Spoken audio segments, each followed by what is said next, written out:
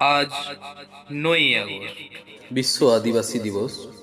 সকলকে বিশ্ব আদিবাসী দিবসের শুভেচ্ছা।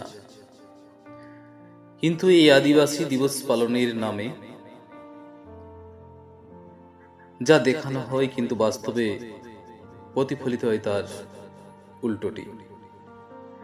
তো সেই পটভূমিতে লেখা আমার কবিতা মেকি আদিবাসী দিবস, কলমে ও কণ্ঠে আলোক মাহাতো। মেকি আদিবাসী দিবস পালনের কি বা দরকার, যেখানে আদিবাসীত্বের নামে দেখিয়ে তো অনাচার অবিচার।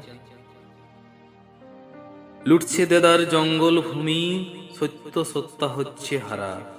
লুটছে কারা আপন তালে, সরলতার সুযোগ বুঝে ঝুলিয়ে মাথায় বলির খাড়া। আদিবাসীর ধর্মে আজি কারা যেন দিচ্ছে কবর, কোন সিউজন ভাটার টানে হচ্ছে তারা আজ যাযাবর। আন্দোলনের ডঙ্কা বাজে শুনি যত হুঙ্কার ধ্বনি, ফিরে আসে একইভাবে ধ্বনির উপর প্রতিধ্বনি। মিল খুঁজে পাই গল্পে ওই উটের ওই মরুভূমি, সব হারানোর হরিশ্চন্দ্র আজ কাঁদছে দেখো জন্মভূমি।